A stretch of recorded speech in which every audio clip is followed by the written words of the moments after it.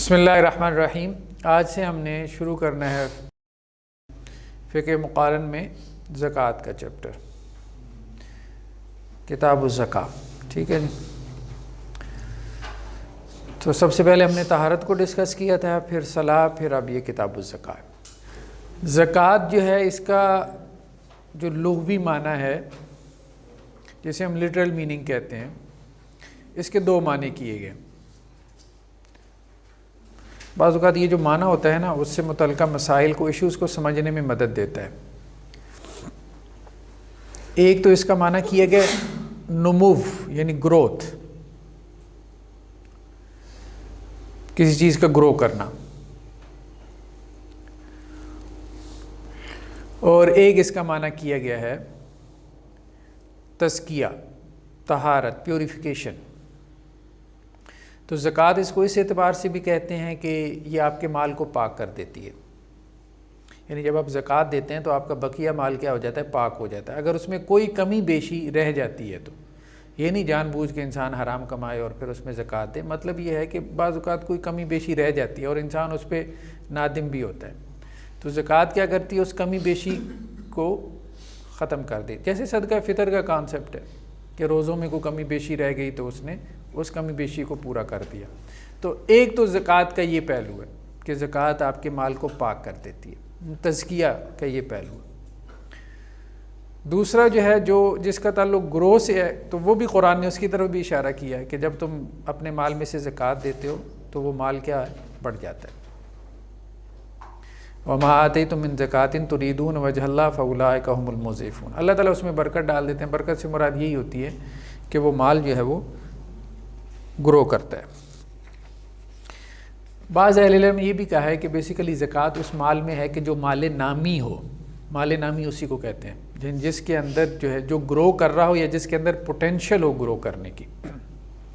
ٹھیک ہے نا، کچھ مال کچھ ایسے ہوتے ہیں کہ جو جامد ہوتے ہیں، مطلب ان میں نہ وہ گرو کرتے ہیں نہ گرو کرنے کی پوٹینشل ہوتی ہے۔ خیر، اس کو ہم آگے چل کے ڈسکس کریں گے، بات کو کھولیں گے۔ زکوٰۃ کی فرضیت تو ارکان اسلام میں سے ہے، جسے ہم ارکان خمسہ کہتے ہیں، 5 جو معروف پلرز ہیں اسلام کے، ان میں سے تیسرا ہی ہے، زکوٰۃ ہے۔ شہادت، کلمہ شہادت، پھر نماز، پھر اس کے بعد زکوٰۃ۔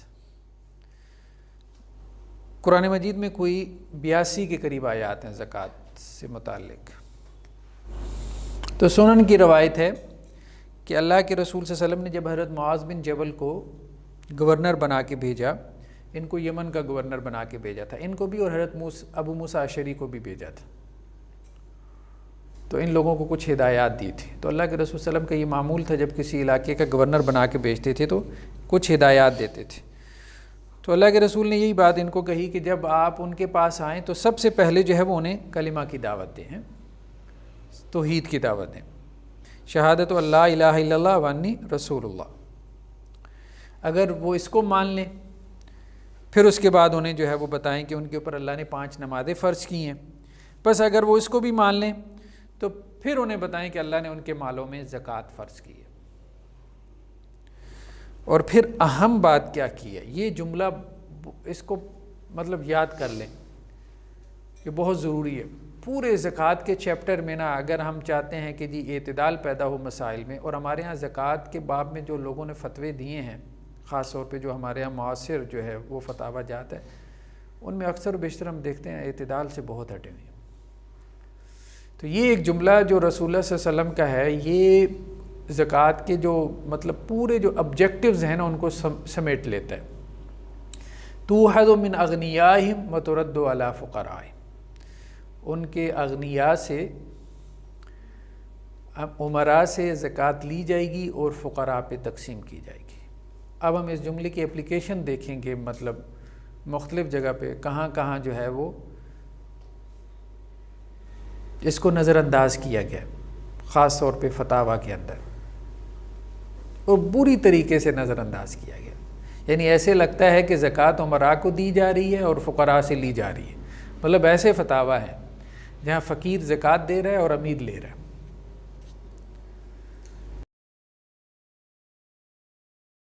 تو اس سے شریعت کے جو آبجیکٹیوز ہیں وہ بری طرح سے مسخ ہو جاتے ہیں نا۔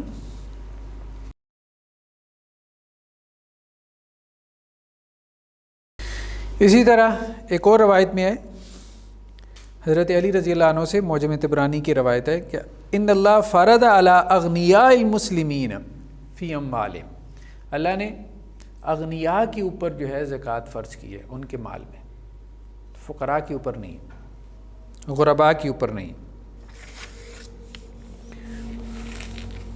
اور اتنی فرض کی ہے کہ جس سے فقراء کو کفایت حاصل ہو جائے، مطلب ان کا کام چل جائے۔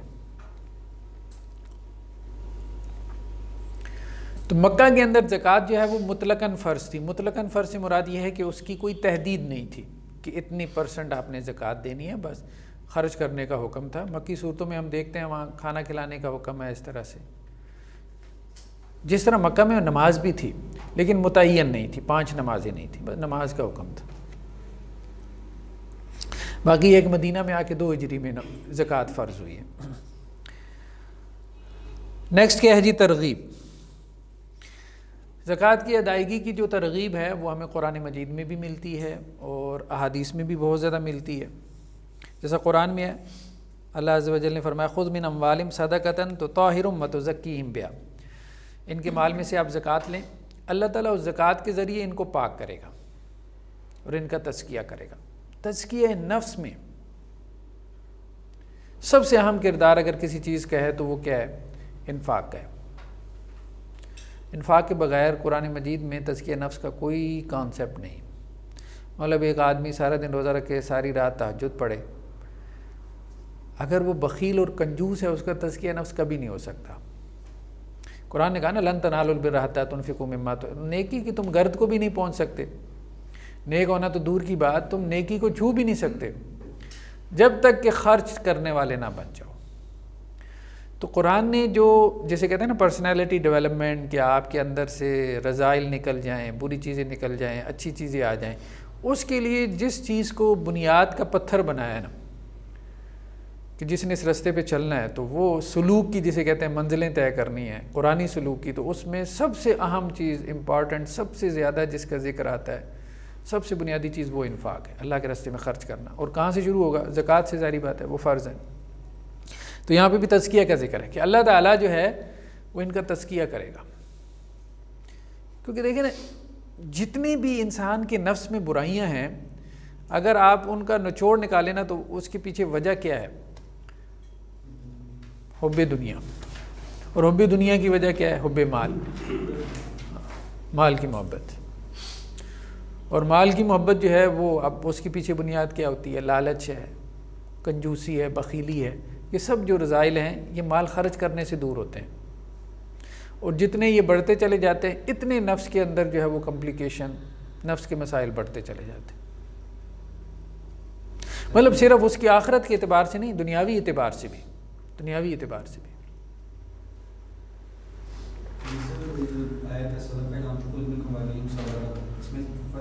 ہاں، صدقات سے مراد جو ہے وہ عام طور پہ قرآن مجید میں زکوٰۃ ہوتی ہے، انما الصدقات للفقراء، جہاں مصارف زکوٰۃ بیان کیے نا وہاں بھی صدقات کا لفظ ہے، ٹھیک ہے۔ وہ تو ہم اپنی زبان میں عام طور پہ صدقے سے مراد نفلی صدقہ لے لیتے ہیں، اگرچہ عربی میں بھی یہ نفلی صدقہ کے لیے آ جاتا ہے، لیکن زیادہ تر جو ہے کتاب و سنت کی نصوص میں اصلاً اصطلاح کے طور پہ زکوٰۃ کے لیے صدقہ کا لفظ بھی استعمال ہوا ہے زکوٰۃ کے علاوہ۔ ظاہری بات ہے، خرچ کرنا بہت ضروری ہے، بہت ضروری ہے۔ قرآن مجید نے ایک اور جگہ پہ جو متقین کی صفات بیان کی، اس میں یہ کہنا الذین ینفقون فی السراء والضراء، جو خرچ کرتے ہیں تنگی میں بھی خوشحالی میں بھی، دونوں حالتوں میں۔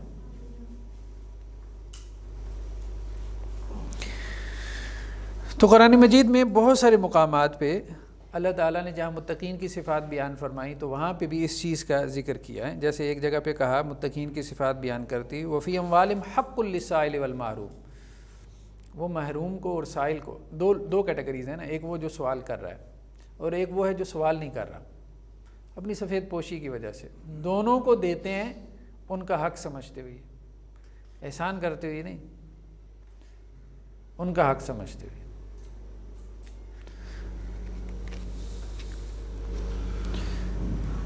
اسی طرح اللہ کے رسول صلی اللہ علیہ وسلم کی احادیث میں بھی بہت فضیلت ہے. ایک روایت کے الفاظ ہیں ما نقص مال من صدقہ، زکوٰۃ دینے سے مال کبھی کم نہیں ہوتا. بلکہ اللہ کے رسول نے کہا میں قسم کھا کے کہتا ہوں تمہیں، 3 باتوں کے اوپر تو میں قسم کھا سکتا ہوں، ان میں سے ایک یہ ہے زکوٰۃ دینے سے، اللہ کے راستے میں خرچ کرنے سے مال کم نہیں ہوتا. بظاہر کم ہو جاتا ہے لیکن کم ہوتا نہیں، بڑھ جاتا ہے. دوسری چیز جس پہ اللہ کے رسول نے قسم کھائی وہ یہی ہے کہ اگر کسی پہ ظلم ہو اور اس پہ وہ صبر کرے تو اللہ تعالیٰ اس کی عزت میں اضافہ کریں گے. مطلب ظاہری بات ہے بدلہ نہیں لے سکتا تو کیا کرے گا؟ جزا فضا کرنے کے بجائے کیا کرے؟ صبر کرے. قصاص تو لے سکتا ہے نا، وہ تو الاؤڈ ہے، لیکن بعض اوقات انسان کمزور ہوتا ہے نا، ضعیف ہے، کمزور ہے، نہیں بدلہ لے سکتا. اب یا تو وہ یہ ہے کہ جی اللہ سے ہی بدزن ہو جائے گا، ٹھیک ہے، تو بدزن ہونے کے بجائے اگر صبر کرے تو اللہ تعالیٰ اس کی عزت میں اضافہ کریں گے، اس کے وقار کو بڑھائیں گے. اور تیسرا یہ ہے کہ جس نے سوال کا دروازہ کھول دیا اللہ تعالیٰ اس کے اوپر فقر کا دروازہ کھول دیں گے. سوال کو پسند نہیں کیا.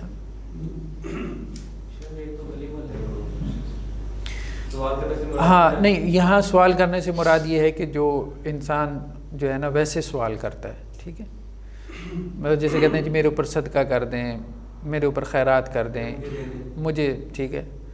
تو سوال کو پسند نہیں کیا گیا ہمارے دین میں. لیکن یہ ہے کہ اگر کوئی آدمی بہت مجبور ہے، ٹھیک ہے، ایک بندہ مجبور ہے نا، اس کی بنیادی ضرورت پوری نہیں ہو رہی کوئی، تو وہ سوال کر سکتا ہے. مطلب اس طرح سے حرام بھی نہیں کیا گیا.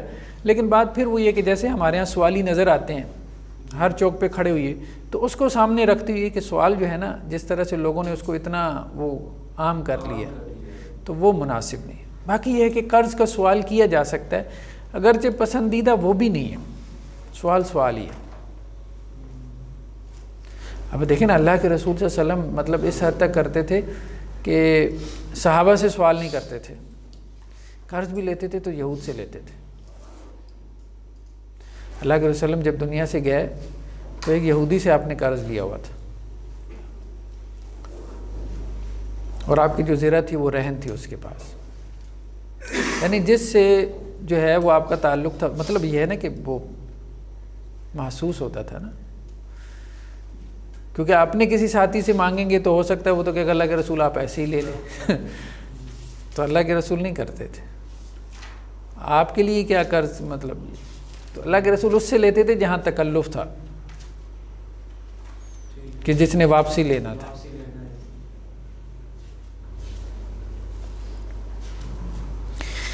اسی طرح ایک اور حدیث میں ہے، سنن ترمذی کی روایت میں ہے، لیکن کہنے کا مقصد یہ ہے کہ حرج نہیں ہے قرض کا. اللہ کے رسول نے بھی قرض لیا ہے، مطلب ضرورت کے تحت نا، حرج نہیں ہے قرض کا سوال کرنے میں. زیادہ سے زیادہ آپ یہ کہہ سکتے ہیں بہتر نہیں ہے، لیکن منع نہیں ہم کر سکتے. قرآن نے خود قرض کے احکامات بیان کیے، آپس میں لین دین کرو تو اس کو لکھ لیا کرو. ہاں تو ایک مجبوری آپ کہیں، اس کے بغیر تو کام نہیں چل سکتا.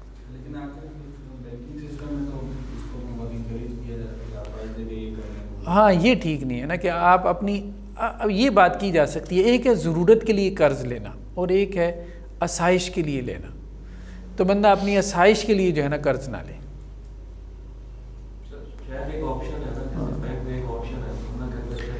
تو بس وہ اب کہتے ہیں جی گاڑی اچھی کرنے کے لیے وہ قرض لے لیتے ہیں. بہرحال پسندیدہ نہیں ہے کہ آپ پوری سوسائٹی کے نظام کو ہی قرض کے اوپر کھڑا کر دیں. باقی یہ ہے کہ ضرورت کے تحت قرض کو الاؤ کیا گیا ہے، وہ دیتے رہنا چاہیے.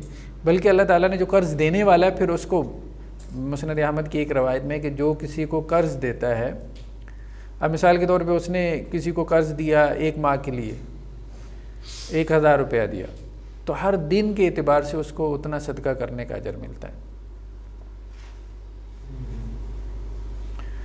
اور جتنی مہلت دی ہے اس روایت میں یہ بھی ہے، اگلا کہتا ہے یار اب مجھے تو جو ہے نا وہ اب میں واپس نہیں کر سکتا. بعض اوقات جینوئن ریزن بھی ہو سکتی ہے، کسی کو اتنی مشکل میں بھی ہو سکتا ہے.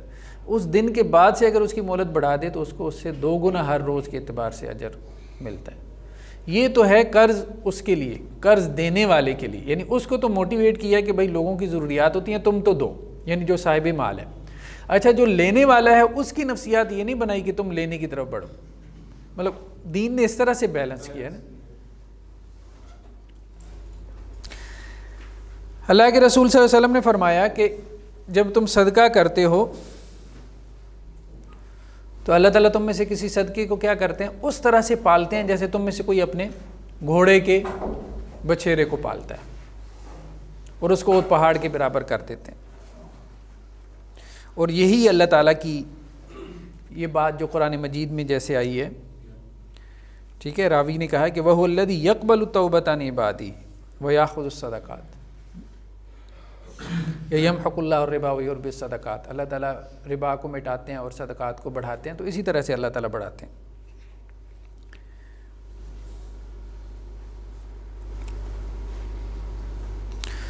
تو صدقہ جو ہے نا صرف مال کا نہیں ہے، ہنر کا بھی صدقہ کرنا چاہیے، ٹھیک ہے نا۔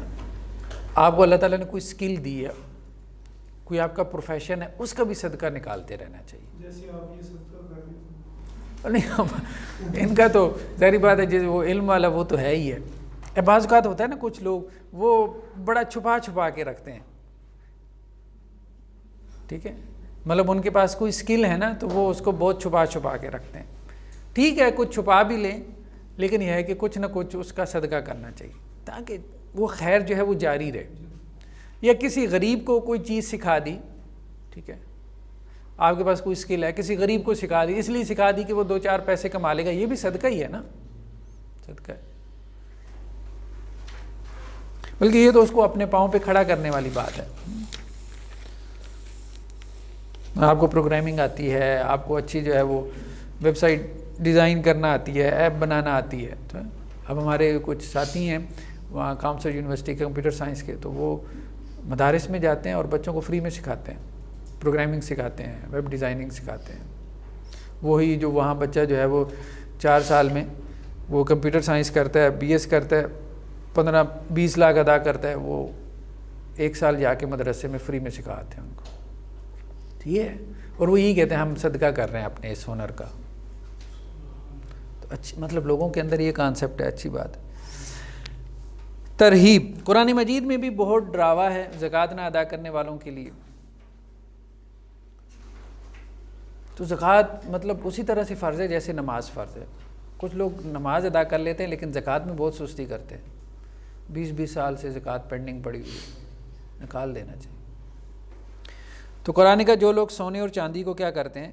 کنز بنا لیتے ہیں۔ کنز بنانے سے کیا مراد ہے؟ اس کی زکوٰۃ ادا نہیں کرتے، یہ چیز صحابہ نے بیان کی ہے، اور اس میں سے اللہ کے راستے میں خرچ نہیں کرتے تو انہیں دردناک عذاب کی وعید سنا دیں۔ تو قیامت والے دن ان کے اسی مال کو تپا کے ان کی پیشانیوں کو اور ان کی پیٹھوں کو داغا جائے گا۔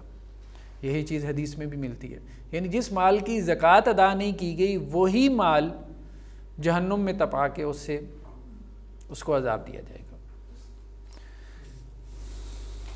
جیسا کہ بعض روایات میں یہ بھی ہے کہ وہ ایک سانپ کی صورت اختیار کر لے گا اور اس کو ڈسے گا اور اس کہے گا کہ میں تیرا مال ہوں، انا کنزک ہے، میں تیرا خزانہ ہوں جس کی تو نے زکوٰۃ ادا نہیں کی۔ زکوٰۃ بہت ضروری ہے، بہت ضروری، مطلب اس کو لائٹ نہیں لینا چاہیے۔ اگر زکوٰۃ فرض ہے تو ظاہری بات ہے غریب کے اوپر تو ہے نہیں، امیر کے اوپر ہی ہے۔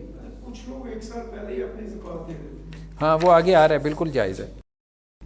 مانعین کا حکم، جو زکوٰۃ ادا نہ کریں، اگر تو وہ کوئی گروہ ہے، کوئی جتھا ہے، ان سے تو اسٹیٹ کو کہا گیا کہ وہ قتال کرے۔ جیسے حضرت ابو بکر کے زمانے میں حضرت ابو بکر نے قتال کیا۔ شروع میں حضرت عمر نے، دوسرے صحابہ نے اختلاف کیا، لیکن حضرت ابو بکر نے کہا نہیں میں تو لڑوں گا، اللہ کی قسم اللہ کے رسول کے زمانے میں اگر ایک رسی بھی دیتے تھے اب نہیں دیں گے تو میں ان سے لڑوں گا، اور لڑے ایسے قبائل کے ساتھ جنہوں نے اسٹیٹ کو زکوٰۃ دینے سے انکار کر دیا تھا۔ اور اس میں حدیث یہ بیان کرتے تھے، یہ صحیح بخاری مسلم کی روایت ہے کہ اللہ کے رسول صلی اللہ علیہ وسلم نے کہا کہ مجھے یہ حکم دیا گیا کہ لوگوں سے قتال کروں یہاں تک کہ وہ کلمہ پڑھیں، نماز ادا کریں اور زکوٰۃ ادا کریں۔ تو یعنی یہ اتنا بڑا جرم ہے۔ انفرادی طور پہ اگر کوئی زکوٰۃ ادا نہیں کرتا، یہ تو گروہوں کی جتھوں کی بات ہو گئی نا، اگر انفرادی طور پہ کوئی زکوٰۃ ادا نہیں کرتا تو اس کے بارے میں ایک روایت ہے، یہ سنن ابی داؤد کی روایت ہے کہ اللہ کے رسول صلی اللہ علیہ وسلم فرمائے جس نے اپنی زکوٰۃ روک لی، ادا نہیں کی، تو ہم اس سے ایک تو زکوٰۃ لیں گے اور دوسرا اس کا آدھا مال بھی لے لیں گے سزا کے طور پہ۔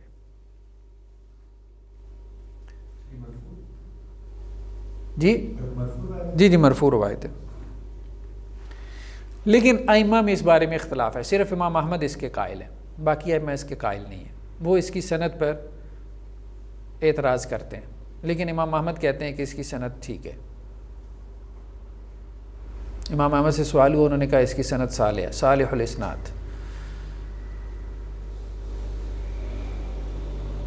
تو باقی ائمہ جو ہے وہ یہ کہتے ہیں صرف زکوٰۃ ہی لیں گے، آدھا مال نہیں لیں گے، لیکن امام احمد کہتے ہیں کہ نہیں، اس کی سزا یہ ہے کہ اس سے اسٹیٹ آدھا مال لے گی۔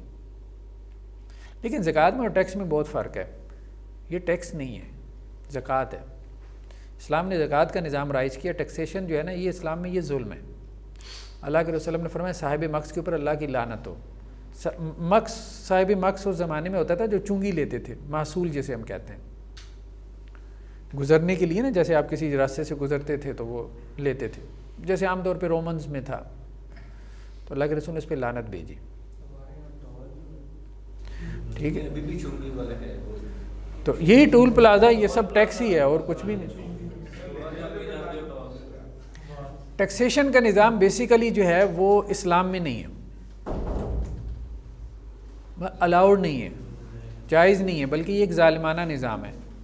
ہاں کسی حد تک ریاست کو اجازت ہے کہ ضرورت کے تحت بہت ہی مائنر، جیسے حضرت عمر کے زمانے میں ٹیکس لگایا گیا تھا، لیکن وہ بھی انہوں نے لگایا تھا فارنرز کے اوپر جو کہ نان مسلم سے اور دور خلافت میں تجارت کے لیے آتے تھے، وہ حضرت عمر کے زمانے میں لگایا گیا تھا۔ وہ ٹھیک ہے کہ فارنرز کے اوپر آپ لگا دیں، نان مسلمز کے اوپر لگا دیں جو تجارت بزنس کی غرض سے آتے ہیں، لیکن اب تو یہ جو مطلب آپ ایک صاحب نے ایک لسٹ دی ہوئی تھی 40 قسم کا ٹیکس جو ایک عام آدمی بیچارہ پے کر رہا ہوتا ہے، مطلب 20 روپے کا بسکٹ کا پیکٹ آپ لے رہے ہیں، اس کے اوپر لکھا ہوا ہے سیلز ٹیکس، اب وہ بیچارہ 20 روپے کے پیکٹ کے اوپر سیل ٹیکس ادا کر رہا ہے۔ اس سے ایک سوال پیدا ہوتا ہے کہ جو لوگ اپنا ٹیکس کو چھپا لیتے ہیں کچھ جائز؟ یہ ہم اس کو آگے چل کے ڈسکس کرتے ہیں، ابھی تو ہم یہ کہہ رہے ہیں کہ یہ ایک ظالمانہ نظام ہے۔ اب آپ دیکھیں نا اس میں کتنا انجسٹس ہے۔ اب یہ پیٹرول اب اس وقت اس کی پر لیٹر کیا پرائس ہوگی، 104 کا ہوگا، 102 کا ہے، 102 روپے کا، ہاں 103 روپے کا ہو گیا، چلیں باہر، لیکن اس کی اوریجنل پرائس کتنی ہوگی جس پہ گورنمنٹ لے رہی ہے، 35-40 روپے، ہاں، تو باقی سارے اس کے اوپر ٹیکسز ہیں۔ اب وہ ٹیکس آپ لگاتے امیر کے اوپر، اچھا کہتے ہیں کہ جی وہ عمرا پہ نظام، اب جو اپنے بائک میں 1 لیٹر پیٹرول ڈلوا رہا ہے، اس بندے نے قسطوں پہ بائک لی ہوئی ہے، وہ بھی 1 لیٹر کے اوپر 60 روپے ٹیکس دے رہا ہے، اور جو لینڈ کروزر والا ہے جس کے پاس جو ہے وہ 5 کروڑ کی لینڈ کروزر ہے، وہ بھی 1 لیٹر کے اوپر 60 روپے ٹیکس دے رہا ہے۔ دیکھیں ہمارے ہاں ریاستوں نے یہ جتنا یہ معاملہ خراب کیا ہوا ہے نا، کہ جتنا آپ کا ریونیو ہے اب وہ ٹیکسوں سے نکالنے کی کوشش کر رہے ہیں، ٹیکس نہیں ہے۔ اسلامک اسٹیٹ کے اندر 15 جو ہے وہ آپ کہہ لیں کہ جی جو ڈپارٹمنٹس ہیں جس سے آپ کا ریونیو جنریٹ ہو سکتا ہے اسٹیٹ کا، ٹھیک ہے، تو ان میں سے ایک بڑی جیسے آپ کہیں معدنیات ہیں، اچھا ان پہ تو کام ہی نہیں نا کرتے مائنس کے اوپر، مطلب وہ سونا فلاں جگہ سے نکل آیا، فلاں جگہ سے جو ہے وہ تیل، وہ انٹرنیشنل ملٹی نیشنل کمپنیاں آ جاتی ہیں، فوراً بند کروا دیتی ہیں آپ کا پروجیکٹ، پتہ ہی نہیں چلتا۔ تو ہمارے ہاں کوئی معدنی ذخائر کم تو نہیں ہے، بہت ہیں، اور اگر ان کو صحیح طرح سے یوٹیلائز کیا جائے تو یہ اپنے مطلب، تو صرف آپ ایک چیز کے اوپر ہی توجہ دے دیں تو آپ بہت کچھ کر سکتے ہیں۔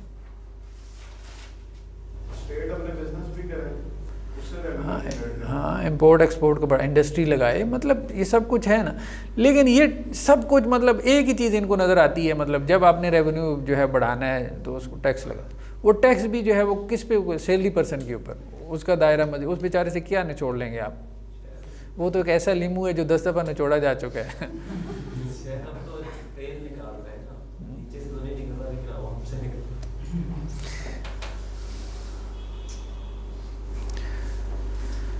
چلیں جی بہرحال، تو ایک تو یہ ہے کہ زکوٰۃ کا نظام ہونا چاہیے، ٹھیک ہے، صحیح معنوں میں۔ اب صرف یہ اوقاف کی جتنی، مجھے بتائیں کہ یہ کبھی کبھی آپ دیکھیں یہ درباروں کے اوپر جتنی آمدن آتی ہے کہاں جاتی ہے، کوئی اس کا مطلب اربوں میں، وہ کبھی آپ امیجز دیکھیں تو وہ سامنے ڈھیر لگی ہوئی ہیں، 100 بندے بیٹھے ہیں اس کو گننے کے لیے، کہاں سے آ رہا ہے پیسہ، کہاں جا رہا ہے، کوئی ریکارڈ ہی نہیں ہے، وہ گدی نشین کے پاس جا رہا ہے۔ ٹھیکہ پے کر دیا کسی نے، باقی ساری آمدنی اس کی. تو بس یہی ہے نا، یہ اربوں نہیں کھربوں کی آمدنی ہے، کھربوں کی آمدنی ہے، بلینز میں. پھر جو کرپشن ہوتی ہے اس کو اگر روک لیا جائے، بہت کچھ مطلب رستے ہیں، لیکن اس کی طرف آتے نہیں ہیں نا، وہ ان سے ہوتا بھی نہیں ہے، آتے بھی نہیں ہیں، نعرہ لگا دیتے ہیں نئے پاکستان کا. مانعین کا حکم. نیکسٹ کیا ہے جی؟ نہیں دائرہ اسلام سے خارج نہیں ہے، لیکن یہ ہے کہ زکوٰۃ جو ہے نا، جسے کہتے ہیں اموال ظاہرہ کے اوپر زکوٰۃ. اموال دو قسم کے ہیں نا، جو آپ کے ایسیٹس ہیں، ایک وہ ہیں جو ظاہر ہیں، سامنے ہیں، ان پہ زکوٰۃ اسٹیٹ لے گی. جو اموال باطنہ ہیں، جو آپ کے ایسیٹس سامنے نہیں ہیں، مثال کے طور پہ پرسنل انسان کے پاس جیولری ہوتی ہے، بیگم کے پاس ہے کوئی زیور ہے، ٹھیک ہے، یا کیش کوئی پڑی ہے اکاؤنٹ میں، تو یہ اموال باطنہ ہے. اب تو خیر وہ جو کیش پڑی ہے اکاؤنٹ میں وہ بھی اموال ظاہرہ میں آ گیا. اب جو گھر میں رکھی ہے چھپا کے 2-4 بوریاں، وہ اموال باطنہ میں آ جائیں گے. وہ ایسی خبریں آ رہی ہوتی ہیں، ایک انکم ٹیکس آفیسر اس کے گھر سے جو ہے وہ 2 بوری جو ہے نکل آئی 5000 نوٹوں کی. سبحان اللہ. مطلب دیکھیں اتنا پیسہ، اتنی کرپشن ہے. ایک مطلب وہ کیا انکم ٹیکس آفیسر کا کیا گریڈ ہوتا ہوگا. 15 کروڑ اس میں تھا خبر میں، یہ ابھی 2-4 ہفتے پہلے کی خبر. 15 کروڑ نکلا اس کے گھر سے، اور وہ بھی اس وجہ سے کہ 15 کروڑ کے اس کے ایسٹ تھے، تو اس لیے ان کو شک پڑا، انہوں نے گھر میں چھاپا مارا، 15 کروڑ اس کے گھر سے نکلا. یہ صورتحال ہے. تو پیسہ جو ہے نا ہمارے ہاں، مطلب یہ نہیں ہم کہہ سکتے کہ نہیں ہے، بہت زیادہ ہے، لیکن کرپشن کی وجہ سے اور مسائل کی وجہ سے.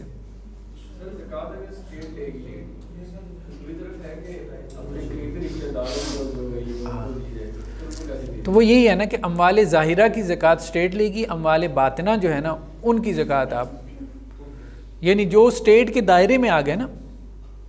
ٹھیک، جیسے ہمارے ہاں وہ ایک وہ اسٹیٹمنٹ ہوتی ہے نا، جیسے جب آپ فائل کرتے ہیں، ہاں ویلتھ اسٹیٹمنٹ جیسے کہتے ہیں. اب وہ اب اسٹیٹ کے اس میں آ گیا. کچھ ایسے لوگ چھپا لیتے ہیں، زیادہ چھپا لیتے ہیں. اموال ظاہرہ سے مراد وہ جو مطلب اب اسٹیٹ کے اس میں آ گئے نا، دائرے میں آ گئے نا، یعنی جو اسٹیٹ کے علم میں آ گیا کہ یہ اب آپ کا مال ہے، یہ آپ کی پراپرٹی ہے. جیسے انڈسٹری ہے، کوئی کارخانہ لگا ہے، ٹھیک ہے، اب اس کو آپ چھپا تو نہیں نہ سکتے.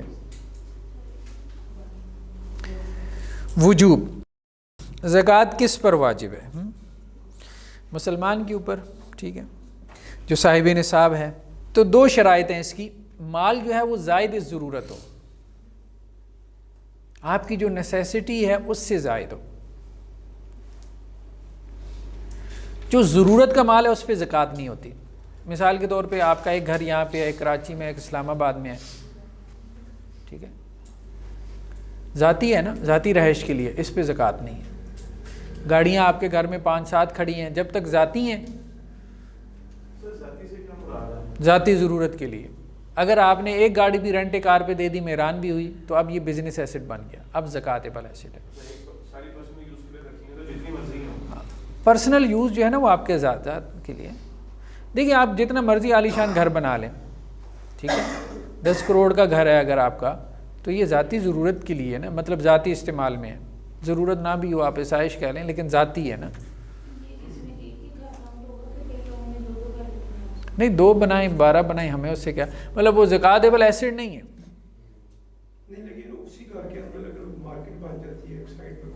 پھر بزنس ایسٹ بن گیا نا، پھر بزنس ایسٹ بن گیا. بزنس ایسٹ کے اوپر تو زکوٰۃ ہے.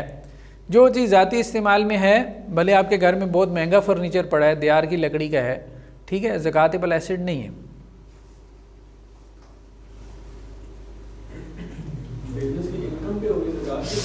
وہ آگے آیا رہا، بالکل آ رہا ہے، آگے آ رہا ہے، بالکل آ رہا ہے. حولان حول، حول کہتے ہیں سال کو. 1 سال گزراؤ مال کے اوپر، 1 سال گزراؤ پھر زکوٰۃ فرض ہوگی نا، اس سے پہلے تو نہیں ہوگی. تو 2 شرائط ہیں.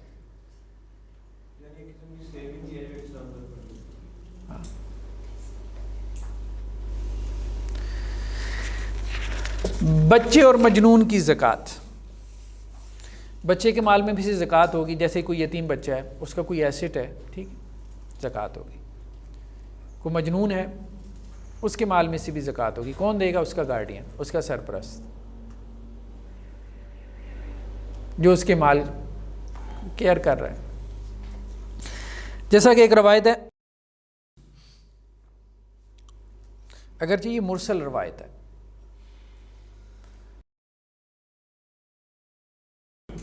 یعنی ایک مرسل روایت بھی ہے اور ایک یہ ہے کہ ایک روایت ایسی ہے کہ جس میں کچھ ضعف بھی ہے، لیکن بہرحال فقہا نے اس سے استدلال کیا کہ اللہ کے رسول صلی اللہ علیہ وسلم نے کہا کہ جو کسی یتیم کے مال کا والی بنے تو وہ اس کو تجارت میں لگا دے تاکہ اس کو زکوٰۃ نہ کھا جائے. تو اس کی سند پہ اگرچہ اعتراض ہے، لیکن اس کے کچھ شواہد موجود ہیں مرسل روایات سے اس حدیث کے، تو اس لیے عام طور پہ فقہا نے اس کو قبول کر لیا. حضرت عائشہ رضی اللہ عنہ سے بھی مروی ہے کہ وہ جو ان کے زیر کفالت ہوتے تھے یتیم، ان کے مال میں سے وہ زکوٰۃ ادا کرتی تھی. ٹھیک ہے، تو یہ گویا کہ فقہا سے بھی مروی ہے. صحیح قول یہی ہے کہ یتیم کے مال میں زکوٰۃ ہے، اور یہی جمہور کا موقف ہے. اس لیے کہا گیا کہ اس کو تجارت میں، کیونکہ اگر وہ تجارت میں نہیں لگائیں گے تو پھر ظاہری بات ہے کہ زکوٰۃ اس کو کھا جائے گی. مقروض کی زکوٰۃ. تو مقروض کی زکوٰۃ کیسے نکالیں گے؟ جتنا اس کے اوپر قرض ہے اس کو وہ مائنس کریں. اب ایک بندے نے جو ہے مثال کے طور پہ 50 لاکھ قرض لیا ہوا ہے. اب بزنس کے لیے لوگ قرض لیتے ہیں، ٹھیک ہے، تو اب وہ قرض کو مائنس کرے گا، پھر زکوٰۃ ادا کرے گا، کیونکہ قرض جو رقم اس نے اٹھائی ہے وہ اس کے اپنا مال نہیں ہے نا. اس کی زکوٰۃ کون دے گا؟ جس نے اس کو قرض دیا ہوا ہے وہ دے گا. ہاں، اس نے قرض دیا کیوں ہے نہیں، بہرحال دیکھیں بات یہ ہے، اس بات کو سمجھنے کی کوشش کریں. اس نے قرض دیا اصل میں آخرت میں اجر و ثواب کے لیے، یا تو یہ نیت تھی تو وہ تو اس کو ملے گا، یا پھر دوستی رشتہ داری نبھائی ہے. یہی بات ہے نا، دوستی رشتہ داری ہے، تعلقات ہیں، لین دین چلتا ہے، ٹھیک ہے، سارے لوگ نبھاتے ہیں. ہمارے ایک سوشل سیٹ اپ ہے، فیبرک ہے، تو اس کے تقاضے ہیں، وہ ٹھیک ہے. دنیا کی منفعت اس نے جو ہے وہ یا تو اٹھائی ہے یا آخرت کی، تو وہ اس کو مل جائے گی. جی، مقروض کی زکوٰۃ ہم نے کہا ہے کہ جو اس کے اوپر قرض ہے نا، قرض کو نکال دے، مائنس کر دے، باقی مال اگر نصاب کو پہنچتا ہے تو اس کی زکوٰۃ دے گا. میت کی زکوٰۃ. میت کے اوپر زکوٰۃ تھی، فرض تھی، اس نے نہیں ادا کی.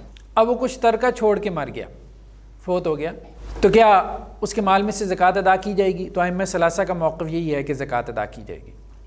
اس کے مال میں سے آپ زکوٰۃ ادا کریں گے، کیونکہ یہ بھی قرض ہے، اللہ کا قرض ہے.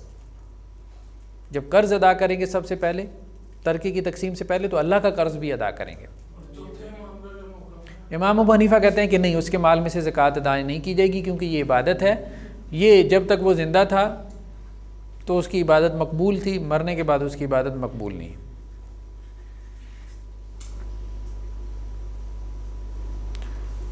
ائمہ ثلاثہ یہ کہتے ہیں کہ یہ غریبوں کا حق تھا، یہ حق المال تھا، تو وہ اس کی موت کے بعد بھی باقی ہے، تو اس کے وہ حق مال میں سے نکالا جائے گا.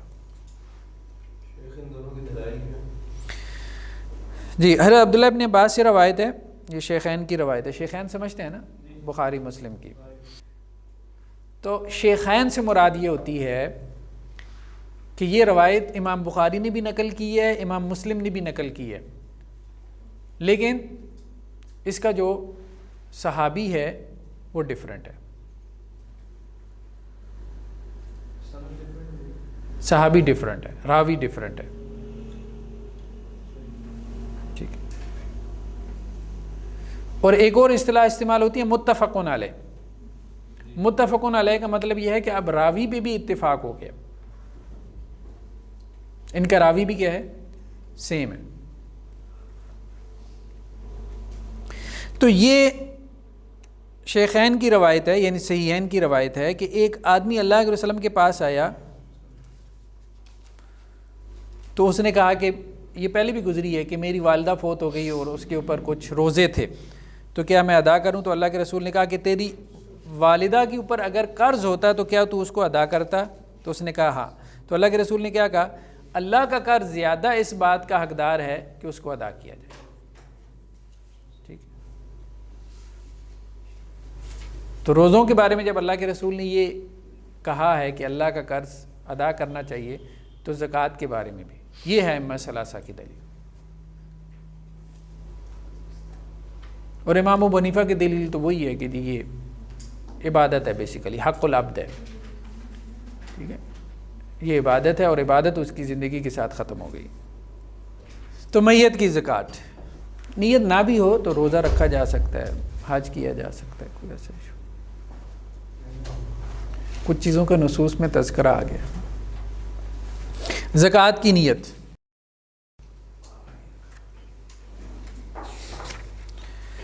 زکوٰۃ کی نیت جو ہے وہ شرط ہے. زکوٰۃ کی ادائیگی میں زکوٰۃ کی نیت کیا ہے؟ شرط ہے. امام مالک اور امام شافعی کا کہنا یہ ہے کہ جب آپ ادا کر رہے ہیں اس وقت اس کی نیت کرنا شرط ہے.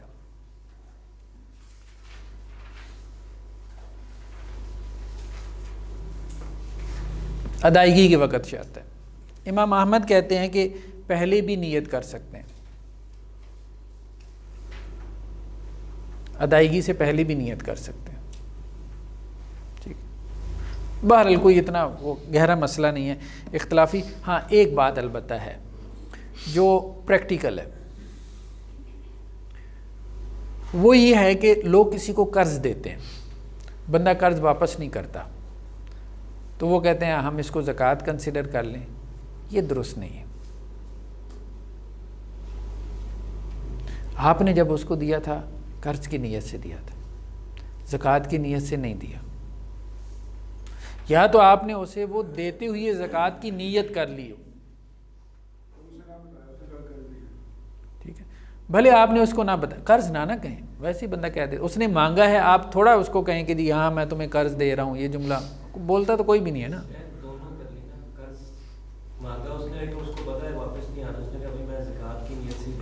نہیں دو نیتیں نہیں جمع کر سکتے. دو نیتیں مطلب آپ عبادت ادا کر رہے ہیں نا، کوئی اس طرح سے کھیل تو نہیں نا کھیل رہے. عبادت ہے آپ کے ذمے بھی. آپ سمجھتے ہیں کہ بھائی یہ مستحق ہے، ٹھیک ہے، آپ سمجھتے ہیں کہ یہ مستحق ہے، اور اب آپ یہ بھی سمجھتے ہیں کہ اگر میں اس کو بتاؤں گا کہ یہ زکوٰۃ ہے تو اس کی عزت نفس مجروح ہوگی. ہوتا ہے نا، مطلب رشتہ داروں میں، ریلیٹیوز میں کوئی دوست اب آپ میں قرض مانگ لیتا ہے اور اب آپ کو لگتا ہے کہ اس کے حالات ایسے ہیں کہ، تو آپ اس کو کچھ پیسے پکڑا دیتے ہیں. ٹھیک ہے، زکوٰۃ کی نیت کرتے ہوئے تو آپ کی زکوٰۃ ادا ہو گئی. لیکن اگر آپ نے قرض کی نیت ادا کرتے ہوئے اس کو کچھ رقم دی، اب وہ اس نے واپس نہیں کی اور اب آپ یہ چاہتے ہیں کہ میری زکوٰۃ اس میں سے کٹوتی ہو جائے، تو یہ لگتا ہے جیسے کوئی کھیل کھیل رہے ہیں. یہ نہیں.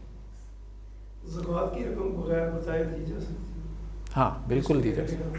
جس کو آپ دے رہے ہیں اس کو بتانا ضروری نہیں ہے، بلکہ بہتر ہے نہ بتایا جائے. بہتر ہے نہ بتایا جائے. صرف آپ نے یہ کنفرم کرنا ہے نا کہ یہ ان لوگوں میں سے ہے جن پہ زکوٰۃ لگتی ہے، بس اتنی سی بات ہے.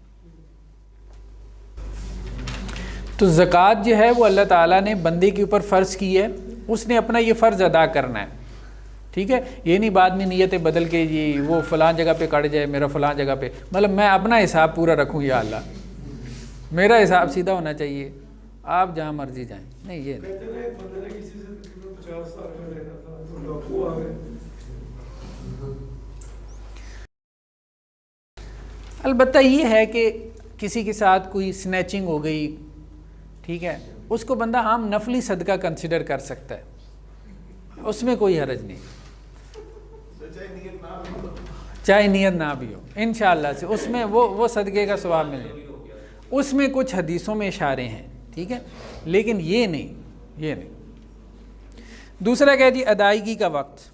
زکوٰۃ جو ہے وہ فوراً ادا کرنا ضروری ہے. اچھا کتنی تاخیر اس میں ہو سکتی ہے؟ جیسے دیکھیں نا، نماز میں ایک وقت ہے نا، اگلی نماز تک آپ نے اس کو پڑھنا ہے.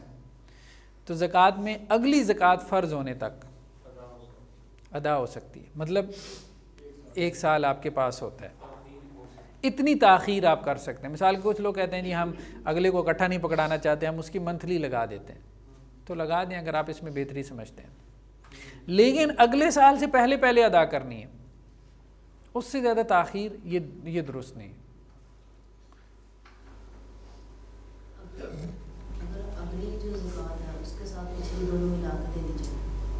تو اس نے زیادہ تاخیر کر دی ہے نا، 2 سال کی تاخیر کر دی۔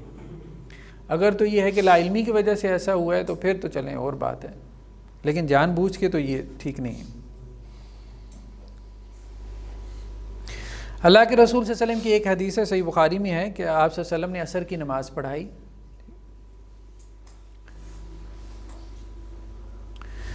تو آپ صلی اللہ علیہ وسلم فوراً جو ہے وہ نکلے ہیں، مطلب عصر کی نماز کے لیے آپ کھڑے ہوئے تھے تو آپ مصلی سے فوراً جو ہے وہ ازواج مطہرات میں سے کسی کے حجرے کی طرف نکلے اور پھر واپس آئے ہیں۔ لوگ حیران تھے کہ اچانک کیا ہو گیا، اللہ کے رسول کو نماز پڑھانے لگے تھے تو واپس کیوں چلے گئے؟ تو اللہ کے رسول نے کہا کہ مجھے یہ بات یاد آئی کہ میرے پاس کچھ صدقے کی چیز پڑی ہوئی تھی، زکوٰۃ کی، تو میں نے یہ سوچا کہ بجائے اس کے کہ اس میں تاخیر ہو جائے تو میں نے اپنے گھر والوں کو حکم دیا کہ اس کو پہلے خرچ کر دیں۔ تو اللہ کے رسول نے مطلب اتنی بھی تاخیر برداشت نہیں کی۔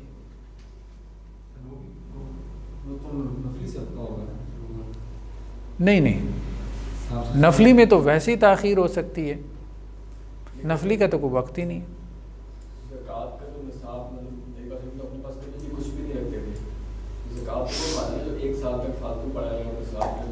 اللہ کے رسول کے پاس آتے تھے، زکوٰۃ کے اموال آتے تھے، لوگوں کے اموال آتے تھے زکوٰۃ کے، کہ آپ تقسیم کر دیں نا، ٹھیک ہے۔ حضرت بلال رضی اللہ عنہ عام طور پہ آپ کے خزانچی تھے، ٹریجرر تھے، تو وہ حساب وغیرہ رکھا کرتے تھے، فلاں جگہ سے آیا تو اللہ کے رسول کہتے فلاں جگہ خرچ کر دو، تو بیت المال ایک طرح سے سارا آپ صلی اللہ علیہ وسلم ہی چلا رہے تھے نا۔ قبل اس وقت ادائیگی، زکوٰۃ قبل اس وقت جو ہے وہ ادا کی جا سکتی ہے، یہی جمہور کا موقف ہے، امام شافعی، امام احمد اور امام ابو حنیفہ کا۔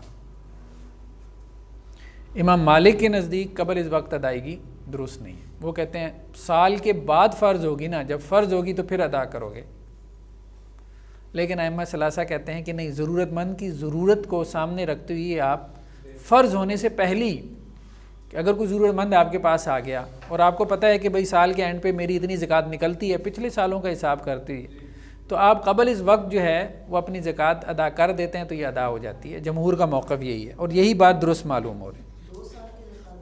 ہاں کر سکتے ہیں۔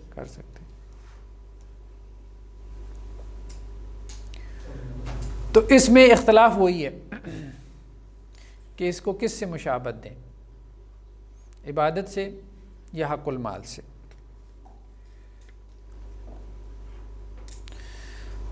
تو امام شافعی نے ایک روایت سے بھی دلیل پکڑی ہے کہ اللہ کے نبی صلی اللہ علیہ وسلم نے حضرت عباس رضی اللہ عنہ کی جو زکوٰۃ تھی وہ قبل اس وقت ادا کی تھی، تو بہرحال مطلب دی جا سکتی ہے، اس میں اتنی سختی نہیں۔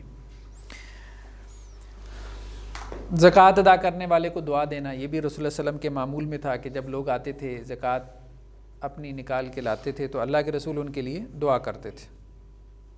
قرآن نے بھی کہا نا وصلی علیہ، جو زکوٰۃ کی رقم آپ کے پاس لے کے آئیں تو اے نبی صلی اللہ علیہ وسلم آپ ان کے لیے دعا کریں۔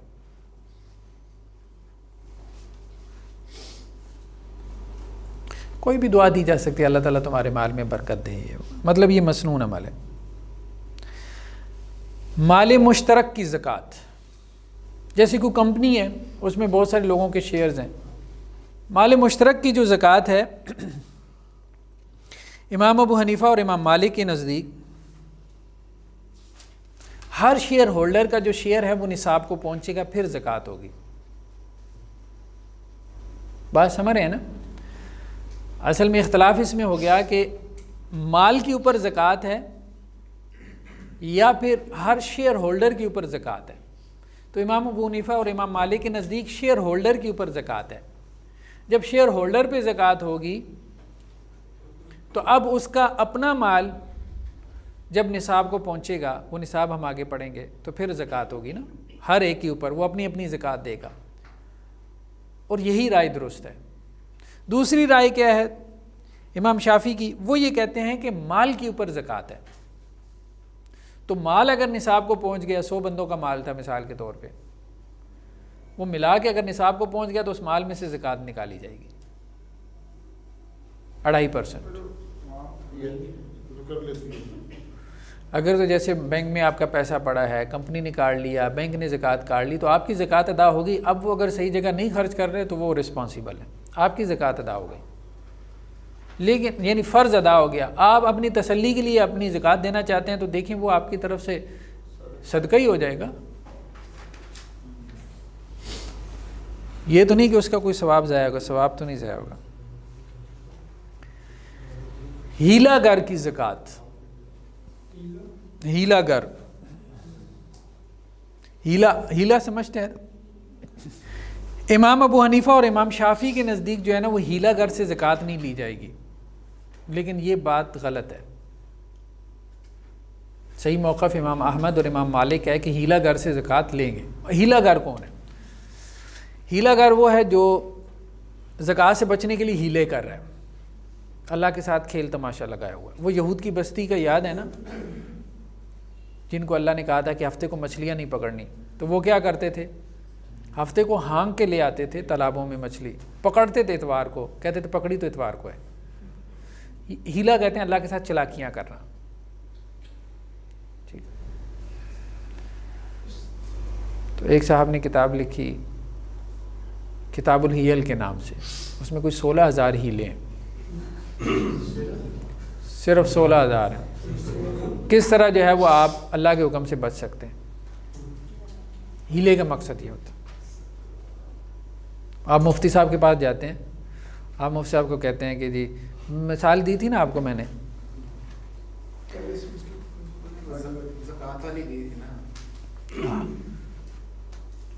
کہ کسی خاتون کے پاس اب 100 تولے گولڈ ہے، اب اس کے اوپر زکوٰۃ فرض ہے، اب وہ چاہتی ہے کہ جی زکوٰۃ مجھے نہ دینی پڑے، تو مفتی صاحب اس کو کیا کہیں گے؟ بھائی ڈیٹ آف پرچیز جس دن آپ نے خریدا ہے اس کے سال بعد زکوٰۃ فرض ہوگی، تو جب 11 ماہ گزریں تو آپ کیا کریں؟ یہ 100 تولے اپنے شوہر کو کہیں میں نے تجھے ہبہ کیا، گفٹ کیا، تو شوہر آج کی ڈیٹ میں اس کا مالک بنا ہے، اس کے اوپر زکوٰۃ کا فرض ہوگی سال بعد، تو یہ 11 ماہ بعد کیا کرے؟ شوہر بیوی کو کہے میں نے تجھے ہبہ کیا۔ ٹھیک ہے، یہ ہے ہیلا گر۔ تو ہیلا گر سے زکوٰۃ لی جائے گی کہ نہیں لی جائے گی؟ لی جائے گی، بالکل لی جائے گی۔ ظاہری بات ہے وہ تماشا لگایا نا اس نے۔ ہاں وہ دیکھیں وہ اس کا اور اللہ کا معاملہ ہے، لیکن جو اموال ظاہرہ ہیں اگر اس میں کوئی ہیلے کر رہا ہے تو اس سے زکوٰۃ لی جائے گی۔ جیسے وہ بات آئی تھی نا ٹیکس سے بچنے کے لیے، اب لوگ ہیلے ہی کرتے ہیں نا، ہم ٹیکس کی بات نہیں کر رہے، وہی ہیلے سارے جو ہے وہ زکوٰۃ کے بارے میں ذہن میں لے ہیں جو ٹیکس سے بچنے کے لیے لوگ کرتے ہیں۔ تو اگر زکوٰۃ سے بچنے کے لیے لوگ اس طرح سے ہیلے کریں گے تو پھر زکوٰۃ لی جائے گی کہ نہیں لی جائے گی؟ صحیح موقف یہی ہے کہ لی جائے گی، کیوں نہیں لی جائے گی؟ زکوٰۃ تو فرض ہے۔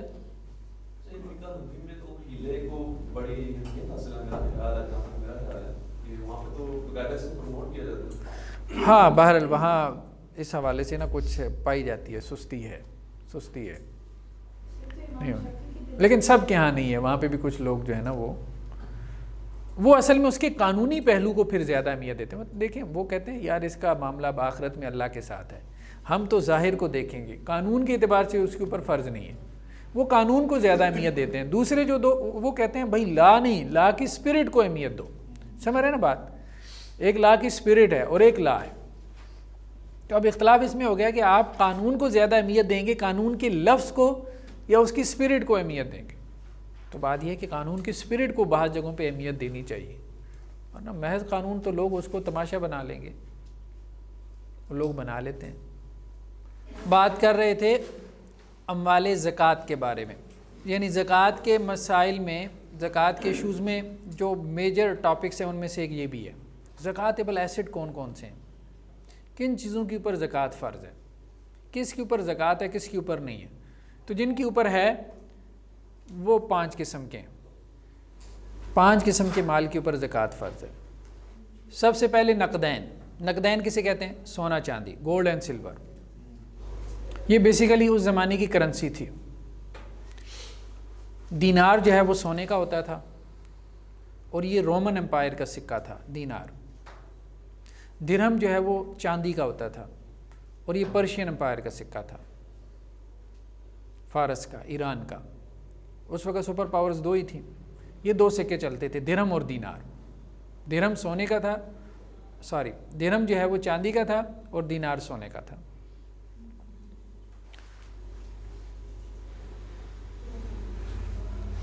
تو یہ اس زمانے کی کرنسی تھی.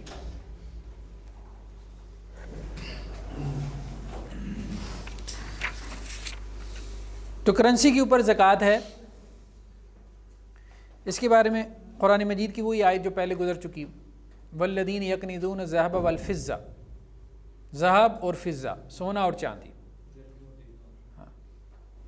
درہم اور دینار، جو اس کو کنز بنا لیتے ہیں یعنی اس کی زکوٰۃ ادا نہیں کرتے، ولا ينفقون فی سبیل اللہ فبشرهم بعذاب علیم.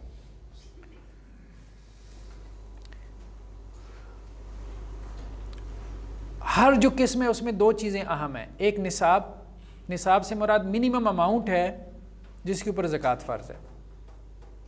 اس سے کم اگر اماؤنٹ میں وہ ایسٹ ہے تو پھر زکوٰۃ اس پہ نہیں ہے. اور دوسرا پرسنٹیج کہ کتنے % زکوٰۃ نکالنی، شرح جسے ہم کہتے ہیں، شرح زکوٰۃ، نصاب زکوٰۃ، شرح زکوٰۃ. تو سونے میں جو نصاب زکوٰۃ ہے جو ہمیں روایات میں ملتا ہے وہ کیا ہے؟ وہ 20 دینار ہے. 20 دینار، کیونکہ اس وقت دینار ہوتے تھے نا. تو حضرت علی رضی اللہ عنہ سے روایت ہے کہ اللہ کے نبی صلی اللہ علیہ وسلم نے فرمایا کہ 20 دینار تک سونے میں تمہارے اوپر کوئی زکوٰۃ نہیں ہے. جب وہ 20 دینار ہو جائیں اور ان پہ 1 سال گزر جائے تو پھر اس میں نصف دینار ہے. 20 میں سے نصف دینار کتنا ہے؟ 2.5%، 40واں حصہ. ٹھیک ہے، یعنی 40 میں 1 دینار ہو جائے گا نا، 80 میں 2 ہو جائیں گے، 100 میں 2.5، 2.5%. اس روایت کو امام بخاری نے صحیح کہا ہے. اگرچہ بعض اہل علم نے اس پہ جرح کی ہے، لیکن امام بخاری نے کہا یہ روایت صحیح ہے. یہ ابو داؤد کی روایت ہے.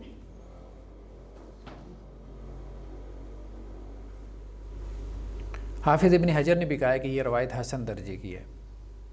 یہ بہت اہم بات ہے اس چیز کو نوٹ کرنا، کیونکہ بعض لوگوں نے اس روایت کو ضعیف قرار دے کے نا زکوٰۃ کے مسائل میں کچھ پیچیدگیاں پیدا کرتی ہیں. لیکن امام بخاری ایک بہت بڑا نام ہے، وہ کہتے ہیں یہ روایت صحیح ہے. بعض اہل علم نے یہ بات کہی کہ سونے کے بارے میں اصل میں کوئی روایت صحیح مروی نہیں ہے، اس لیے کچھ اس طرف نکل گئے کہ جی اس میں زکوٰۃ ہی نہیں ہے. خیر وہ تو ایک بہت ہی مبالغہ آمیز بات ہے. اور کچھ لوگوں نے یہ بات کہی ہے کہ جی سونے میں چونکہ کوئی روایت مروی نہیں ہے اس لیے سونے کا نصاب وہی ہے جو چاندی کا ہے. اس نے بھی اعتدال سے نکال دیا، کیونکہ چاندی کا نصاب تو فی زمانہ بہت کم ہے. سمجھ رہے ہیں نا بات؟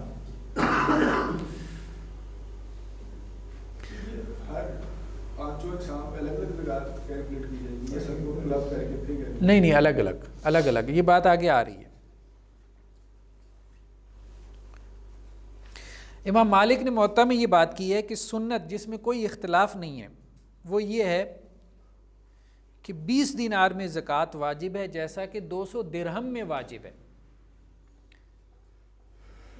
تو 20 دینار کیا ہے؟ جیسے ہم 7.5 تولہ کہتے ہیں، 7.5 تولے سونا ہو. گرام میں یہ کتنا بنتا ہے؟ 87 گرام سونا. اور 200 درہم یعنی چاندی ہو، وہ کتنا ہے؟ 52.5 تولہ. اور 52.5 تولہ کتنا بنتا ہے؟ 612 گرام.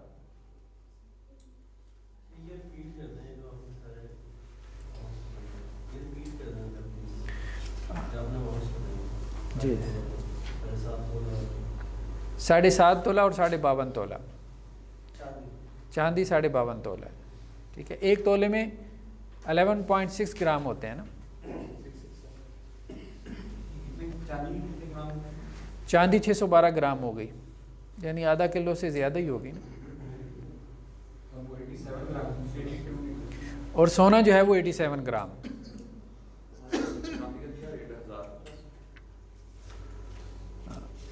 چاندی جو ہے نا یہ 52.5 تولے کو کل ملا کے کوئی 50,000 کے قریب بنے گی. 52.5 تولے چاندی جو ہے وہ کہ تقریباً 50-52 ہزار، یہ اس کا کوئی ریٹ ہوگا. اور 7.5 تولے سونے کا ریٹ آج کل کیا چل رہا ہے؟ وہ تو کافی زیادہ ہوگا، 1.10-15 ہیں، تو یہ کوئی تقریباً 8 لاکھ کو کراس کر جائے گا نا. تو 8 لاکھ ہے ایک طرف 7.5 تولے سونا، اور دوسری طرف 52.5 تولے چاندی 50,000. دونوں کے نصاب میں بہت فرق ہو گیا ہے. یہ فی زمانہ ہوا ہے، اس زمانے میں نہیں تھا. اس زمانے میں یہ 7.5 تولے سونا جو ہے وہ 52.5 تولے چاندی کے برابر تھا. 20 دینار جو ہے وہ 200 درہم کے برابر تھے. یہ جو کرنسی میں ڈفرنس آیا ہے، اس سے مسائل پیدا ہوئی ہیں. تو اس لیے اگر آپ یہ کہتے ہیں کہ جی سونے کے بارے میں روایات ضعیف ہیں اور سونے کے لیے نصاب آپ چاندی کو بنا لیں، تو پھر سونا کتنا آپ کے پاس ہو تو پھر بھی زکوٰۃ فرض ہو جائے گی، آدھا تولہ. ٹھیک ہے، یہ صحیح بات نہیں ہے.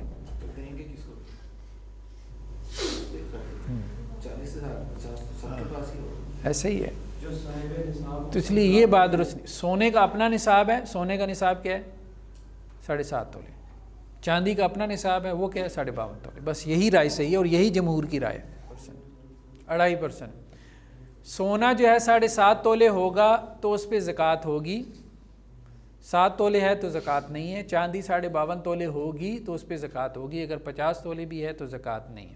کسی کے پاس 50 تولے چاندی ہے، 7 تولے سونا ہے، اس پہ زکوٰۃ نہیں ہے. کوئی دوسری رائے نہیں. ہاں البتہ ایک رائے ہے جو بعض فقہاء نے پیش کی ہے. وہ کہتے ہیں کہ جی ضم النقدین جسے کہتے ہیں، یہ مسئلہ آگے آ رہا ہے کہ 2 نقدین کو آپس میں ملا لیں. وہ یہ کہتے ہیں کہ جی آپ کے پاس اگر سونا ہے، مثال کے طور پہ 1 تولہ سونا ہے، اور آپ کے پاس جو ہے وہ 50 تولے جو ہے وہ چاندی ہے، دونوں کو ملا لیں، اور اگر یہ چاندی کی ویلیو سے بڑھ جاتا ہے تو آپ زکوٰۃ دیں گے. لیکن یہ بات درست نہیں ہے. اللہ تعالیٰ نے، جیسے احناف کا موقف ہے، اللہ تعالیٰ نے ہر قسم کے اندر، ہر کیٹیگری میں اللہ کے رسول نے ایک نصاب مقرر کر دیا. ضم النقدین کی کوئی دلیل نہیں. زکوٰۃ فرض کرنے کے لیے نص سے دلیل چاہیے. نص سے کوئی دلیل نہیں. نص میں علیحدہ علیحدہ زکوٰۃ فرض کی گئی ہے، علیحدہ علیحدہ نصاب جو ہے وہ فرض کیا گیا. امام شافعی اور امام احمد کا موقف یہ ہے کہ ضم النقدین نہیں کریں گے. امام شافعی اور امام احمد کے نزدیک دونوں کو آپس میں نہیں ملائیں گے. امام ابو حنیفہ اور امام مالک کے نزدیک ملایا جائے گا. اختلاف کی وجہ کیا ہے؟ اختلاف کی وجہ یہ ہے کہ امام مالک اور امام ابو حنیفہ یہ کہتے ہیں کہ یہ اصل میں ایک جنس ہے، سونا اور چاندی ایک جنس ہے.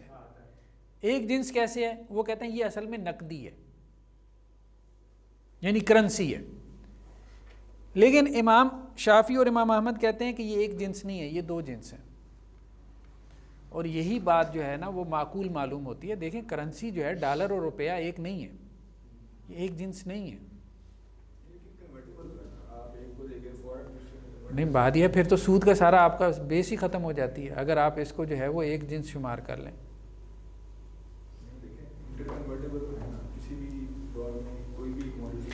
اللہ کے رسول صلی اللہ علیہ وسلم نے کیا کہا کہ یدم بیدن سوام بسوا، برابر برابر اور ہاتھوں ہاتھ. $100 دے کے $100 ہی لے سکتے ہیں آپ.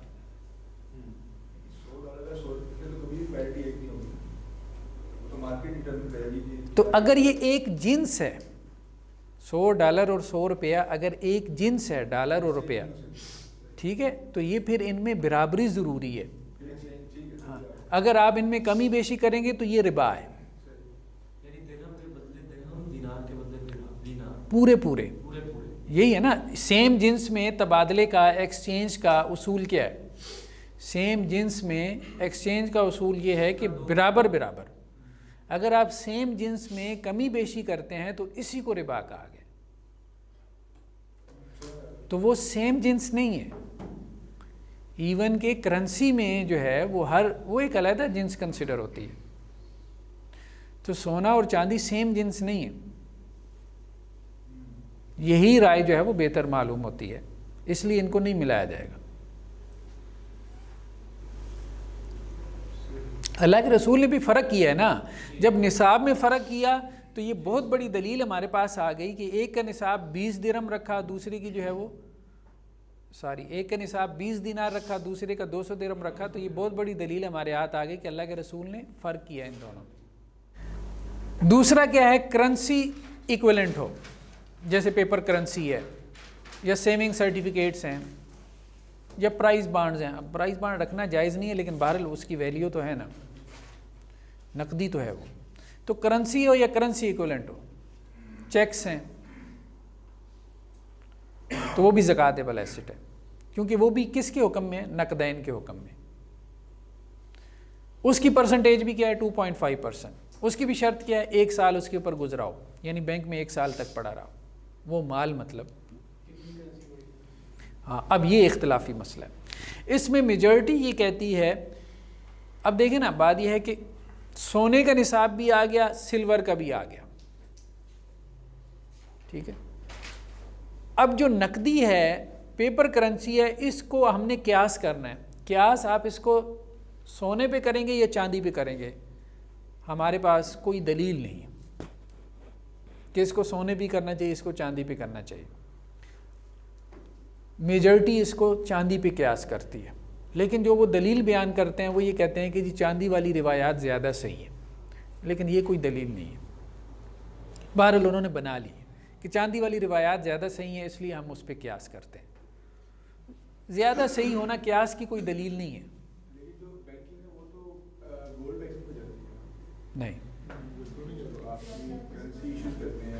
نہیں، بینک جو ہے نا آپ کی جو زکوٰۃ کاٹتا ہے،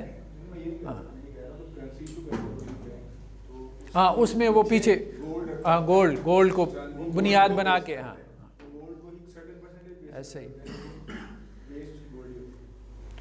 تو عام طور پہ احناف اور اہل حدیث علماء 200 جو ہے،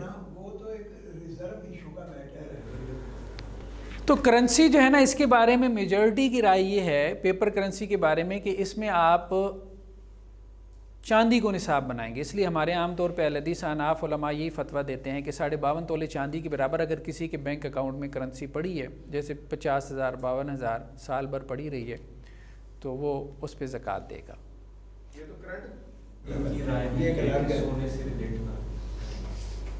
ہاں ٹھیک ہے، میں نے کہا نا میجورٹی کی رائے یہی ہے، لیکن بعض علماء کا موقف یہ ہے، جیسے شیخ قرضاوی کا یا بعض عرب علماء کا، وہ یہ کہتے ہیں اس کو سونے سے ریلیٹ کرنا چاہیے۔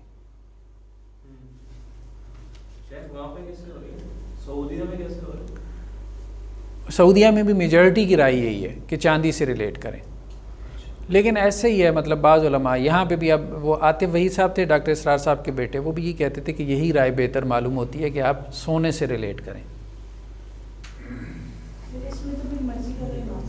جی اچھا، وہ کیا دلیل دیتے ہیں؟ وہ یہ کہتے ہیں کہ جی اللہ کے رسول نے یہی بات کہی ہے، وہ جو بات میں نے کہا تھا نا شروع میں، ایک جملہ آیا تھا کہ زکوٰۃ جو ہے وہ اغنیاء سے لی جائے گی، فقراء پہ تقسیم کی جائے گی۔ تو وہ کہتے ہیں کہ جو غنا ہے نا، غنا کہ کون آدمی غنی ہے، کون امیر ہے، اس کا تعلق جو ہے وہ عرف سے بھی ہے، معروف سے۔ تو جس کے پاس 7.5 تولہ سونے کے برابر رقم ہو تو اس کو تو ہر کوئی غنی سمجھے گا، لیکن جس کے پاس 52.5 تولے چاندی کے برابر رقم ہو 50,000، اس کو کوئی غنی نہیں سمجھتا، یعنی عرف میں نہیں سمجھا جاتا، یہ اس رقم کی اتنی ویلیو نہیں ہے۔ تو فقیر کون ہے، غنی کون ہے، یہ کیسے ڈیفائن ہوگا؟ مطلب اس کی کوئی اس طرح سے تو تعریف نہیں ہے نا، لگی بندی ہمیں کوئی کتاب و سنت میں تو نہیں ملتی، یہ ہم عرف سے ڈیفائن کریں گے۔ تو وہ جو سونے کو نصاب بناتے ہیں وہ اس چیز کو سامنے لے کے آتے ہیں کہ اب غنا کا معیار جو ہے وہ سونا بن چکا ہے، اب چاندی جو ہے وہ غنا کا معیار نہیں ہے۔ اگر آپ چاندی کو لے لیتے ہیں تو پھر تو بہت سارے لوگ جو ہیں وہ نصاب کو پہنچ جائیں گے، تو جس کو نصاب جو پہنچ جائے، اصل میں وہ پھر ایک اور دلیل دیتے ہیں۔ چاندی والے یہ کہتے ہیں کہ جی بات یہ ہے کہ اس طرح سے زیادہ لوگ زکوٰۃ نکالیں گے، ہاں وہ دوسرے کہتے ہیں کہ اس طرح ان کو بھی زکوٰۃ پڑ جائے گی جو زکوٰۃ کے مستحق ہونے چاہیے۔ کیونکہ بہرحال 50,000 کوئی زیادہ سیونگ نہیں ہے، ایک بندہ جو ہے وہ بائک لینے کے لیے غریب آدمی کو کمیٹی ڈال لیتا ہے تو وہ 50,000 اتنی سیونگ نہیں ہے. کرنسی میں آپ نے کہا جو بھی ایکویولنٹس ہیں وہ آ جائیں گے. اگر آپ نے کسی کو قرضہ دیا ہوا ہے کرنسی میں تو وہ بھی اسی میں آ جائے گا. ہاں بالکل آ جائے گا. تو اس میں دونوں میں دلیل جو ہے نا وہ بیسیکلی وہ کوئی واضح سری نص نہیں ہے. کہنے کا مقصد یہ چاندی کو نصاب بنایا جائے یا سونے کو نصاب بنایا جائے. کس کے لیے؟ پیپر کرنسی کے لیے. کیونکہ پیپر کرنسی تو آج کا مسئلہ ہے نا, اللہ کے رسول کے دور میں تو تھی نہیں. اب اس کے لیے کس کو نصاب بنایا جائے تو یہ اجتہادی مسئلہ ہے. اس میں اختلاف کی گنجائش موجود ہے. مطلب جس رائے کے اوپر انسان کا دل مطمئن ہو. نہیں, میں تو اس یہی رائے رکھتا ہوں کہ سونے کو نصاب بنانا چاہیے. میری رائے تو یہی ہے. الٹیمیٹلی جو بھی اللہ کی راہ میں دے گا اس کا مال پڑے گا. یہی بات. وہ دوسرے اس کو اس طرح سے سوچتے ہیں نا, 50,000 والا بھی اگر دے رہا ہے تو کتنی دے رہا ہے, وہ اس اعتبار سے اس کو سوچ لیتے ہیں. اس نے 50,000 کی نسبت سے ہی دینی ہے نا, پرسنٹیج سے دینی ہے. دوسرے کہتے ہیں کہ نہیں, وہ بیچارے نے پتہ نہیں کتنی کمیٹیاں ڈال کے اپنی کوئی بنیادی ضرورت پوری کرنے کے لیے اس نے وہ پیسے جمع کیے ہیں, آپ اس کو بھی زکوٰۃ لگا دیں گے, وہ کیا کرے گا؟ ہاں, زیورات کے اوپر زکوٰۃ, یہ عام طور پہ خواتین کو مسئلہ ہوتا ہے جی, شوہر زکوٰۃ دے یا وہ خود دیں. ظاہری بات ہے جس کا وہ سونا ہے, جو مالک ہے, جو اونر ہے, زکوٰۃ اس کے اوپر فرض ہے. ہاں, تو اگر تو خاتون خانہ جو ہے وہ ان کا اپنا سونا ہے, وہ اگر اونر ہیں. نہیں دیکھیں, بات یہ ہے نا, اپنا ہونے مطلب بالکل واضح ہوتا ہے نا اس کو. ہاں, گفٹڈ ہے, وہ اس کی اونرشپ میں ہے, وہ اس کو اپنی مرضی. اب دیکھیں نا, ایک تو یہ ہے کہ ساس صاحبہ نے لاکھ میں رکھا ہوا ہے, اگر تو یہ صورتحال ہے, اور وہ صرف جو ہے نا وہ جیسے کوئی فنکشن آتا ہے اور وہ کہتی ہیں بہو صاحبہ کو کہ جی آپ نکال کے پہن لیں. اب یہ تو اس کی اونر نہیں ہے, سیدھی سی بات ہے, نظر آ رہا ہے. لیکن اگر معاملہ یہ ہے کہ وہ اس کے اپنے پاس ہے, تصرف میں, جسے کیا کہتے ہیں تصرف میں. اونرشپ کیسے ثابت ہوتی ہے؟ تصرف سے ثابت ہوتی ہے, یعنی آپ اس کو استعمال کر سکتے ہیں, جب چاہیں آپ اس کو پہن سکتے ہیں. ٹھیک ہے, تو یہ تصرف جو ہے نا یہ بتاتا ہے کہ یہ آپ کی اونرشپ میں ہے.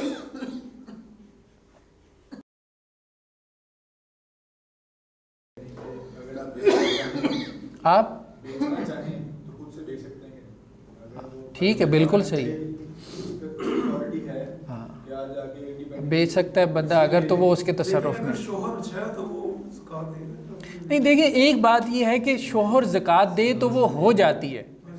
ٹھیک ہے, شوہر اگر زکوٰۃ دے دے اس زیور کی تو وہ زکوٰۃ ادا ہو جاتی ہے. لیکن ہم یہ بات کر رہے ہیں کہ اگر کوئی نہیں دے رہا تو گناہ گار کون ہوگا؟ فرض کس کے اوپر تھی؟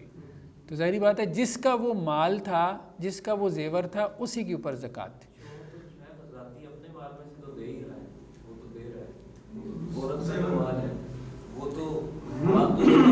یار اگر عورت کام نہیں کرتی, اس کی کمائی نہیں ہے, تو اس کے شوہر کی مائز کی وہی دے گا, یا پھر نصاب کم کر لیا جائے گا. اس کا ساتھ ساتھ یہ کہ نصاب کو نیچے لے آئے گا. نہیں دیکھیں, بات یہ ہے کہ یہ جو مسئلہ ہے کہ زیور عورت کا ہے یا مرد کا ہے, یہ تو ان کا انٹرنل مسئلہ ہے نا, گھر کا مسئلہ ہے. یہ مفتی صاحب کا نہیں ہے. وہ آپس میں بیٹھیں اور یہ طے کر لیں بھائی یہ شوہر کا ہے یا یہ عورت کا ہے. تو اگر عورت یہ بیوی یہ کہتی ہے کہ یہ شوہر کا ہے, تو پھر شوہر اس کو بیچ بھی سکتا ہے, سیدھی سی بات ہے. وہ اس کی زکوٰۃ دے گا تو پھر وہ کہے گا بیوی میں تو کل جا کے بیچ بھی آؤں گا. پھر اس وقت بیوی کہے گی کہ نہیں یہ میرا ہے. اس طرح سے نہیں نا, مطلب وہ یہ ہے کہ وہ اس طرح سے نہیں کہ زکوٰۃ دینے کی باری آئے تو وہ کہے یہ شوہر کا ہے, اور جب بیچنے کی باری آئے تو وہ کہے یہ میرا ہے. نہیں, پھر جس کا تصرف ہے اسی کا. تو یہ پہلے طے کر لیں وہ آپس میں مل بیٹھ کے کہ یہ کس کا ہے. جس کا ہے اس کے پاس اس کے تمام حقوق بھی ہیں اور اس کے اوپر اس کی تمام ریسپانسبلٹیز بھی ہیں. مال کے حقوق بھی اس کے ہیں, یعنی اس کو خرید سکتا ہے, بیچ سکتا ہے, اس کو استعمال کر سکتا ہے, اور اس کی رسپانسبلٹی یعنی اس کے اوپر زکوٰۃ فرض ہے وہ بھی اسی کے اوپر ہے. پھر اچھا, زکوٰۃ کی جو زیورات کی جو زکوٰۃ ہے اس میں اگرچہ اختلاف ہے. وہ زیورات جو پہنے جاتے ہیں, ٹھیک ہے, تو ائمہ ثلاثہ کے نزدیک اس میں زکوٰۃ نہیں ہے. جن زکوٰۃ کو عورت پہنتی ہے ائمہ ثلاثہ کے نزدیک ان پہ زکوٰۃ نہیں ہے. وہ کہتے ہیں صرف اس زیور پہ زکوٰۃ ہے جس کو وہ پہنتی نہیں ہے یا سال میں ایک مرتبہ پہنتی ہے. جو وہ ریگولرلی پہنتی ہے اس کی زکوٰۃ یہی ہے کہ وہ گھس جاتا ہے. یہ ائمہ ثلاثہ کا موقف ہے. امام ابو حنیفہ کا موقف یہ ہے کہ زیورات کے اوپر زکوٰۃ ہے، اور یہی بات بہتر معلوم ہوتی ہے کہ زکوٰۃ ہے، کیونکہ اس میں جو روایات ہیں نا، جیسا کہ ایک روایت ہے کہ اللہ کے وسلم کے پاس 2 عورتیں آئیں اور ان کے ہاتھوں میں سونے کے کنگن تھے. ٹھیک ہے، یہ معروف روایت ہے نا. تو اللہ کے رسول نے کہا کہ کیا تم چاہتی ہو کہ قیامت والے دن تمہیں آگ کے 2 کنگن پہنائے جائیں؟ تو انہوں نے کہا نہیں. تو اللہ کے رسول نے کہا کہ ان کا حق ادا کیا کرو. اور حق کیا ہے؟ زکوٰۃ. اسی طرح ایک اور روایت ہے جس میں حضرت اسماء کہتی ہیں کہ میں اور میری خالہ جو ہے وہ اللہ کے نبی صلی اللہ علیہ وسلم کے پاس آئے اور ہم نے سونے کے کنگن پہن رکھے تھے. تو اللہ کے رسول نے کہا کیا تم ان کی زکوٰۃ ادا کرتی ہو؟ تو ہم نے کہا نہیں. تو اللہ کے رسول نے کہا کیا تمہیں آگ کے کنگنوں سے ڈر نہیں لگتا؟ ان کی زکوٰۃ ادا کرو. جی ہاں، ان کی دلیل کیا؟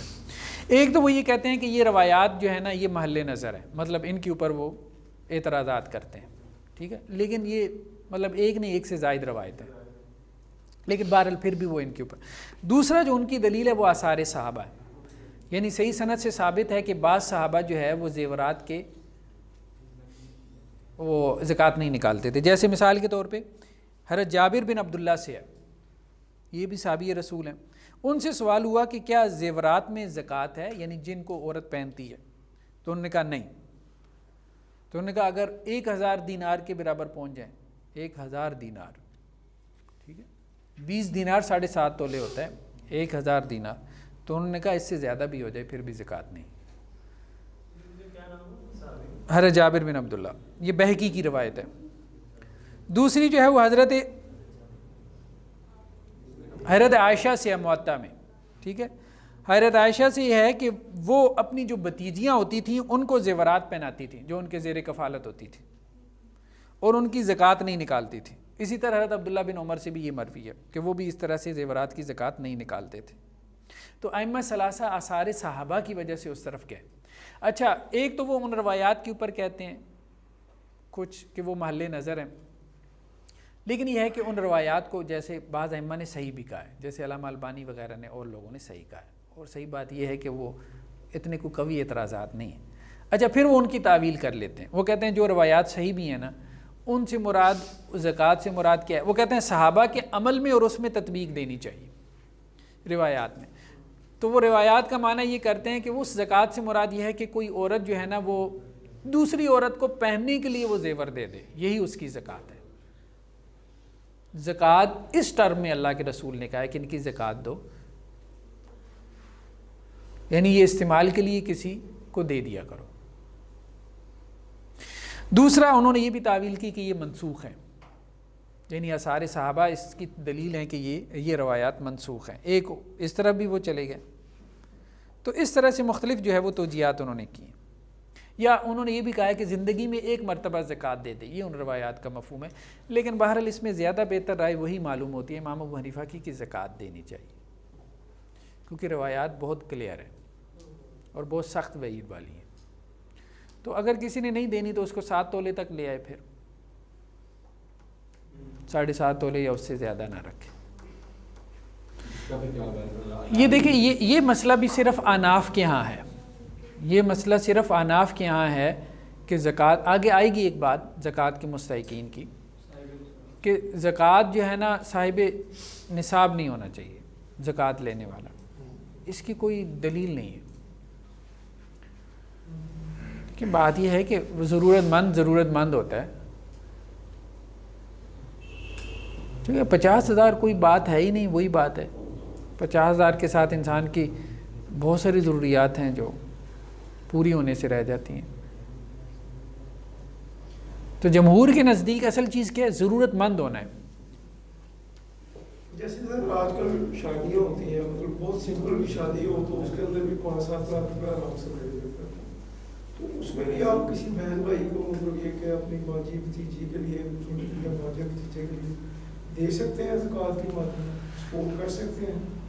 نہیں دیکھیں اگر تو وہ چیزیں نہیں ہوتی اس میں مطلب یہ کہ آپ جنگ کی بات کریں، لیکن اس میں بھی اگر تو وہ مستحقین میں آگے بات آئے مصارف زکوٰۃ کی بات آئے گی، ہم پڑھیں گے نا، فقراء ہیں، مساکین ہیں، وہ 8 قسمیں، وہ ہم تفصیل سے پڑھیں گے نا، ابھی تو ہم زکوٰۃ ایسٹ کو ڈسکس کر رہے ہیں. ٹھیک، تو واضح ہو گیا جی کرنسی. اچھا، جو تو یہ قیمتی پتھر ہیں اس کے بارے میں عام طور پہ فقہا کی رائے یہی رہی ہے کہ اس پہ زکوٰۃ نہیں ہے، لیکن اس پہ زکوٰۃ ہونی چاہیے، فی زمانہ اس پہ زکوٰۃ ہونی چاہیے، کیونکہ اس وقت جو ہے ان پتھروں کی وہ ویلیو نہیں تھی. اب تو اس کو وائٹ گولڈ کہتے ہیں نا، اب ڈائمنڈز کی بہت ویلیو ہے نا. اب وہی بات ہے کہ اگر کوئی اپنے پاس کسی کے پاس کرنسی ہے، وہ زکوٰۃ سے بچنے کے لیے کیا کرے، کرنسی کو ڈائمنڈز میں تبدیل کر لے، کروڑوں کی ہیرے خرید لے. اب کہے کہ جی فقہا نے تو کہا ہے کہ ہیروں پہ زکوٰۃ نہیں ہے. وہی ہے نا، ہیلا ہے نا، اس سے تو زکوٰۃ لیں گے، لیکن اس کے باوجود اگر اس کے پاس ہیرے ہیں، ڈائمنڈز ہیں، تو ڈائمنڈز کے اوپر زکوٰۃ ہے، بالکل ہے.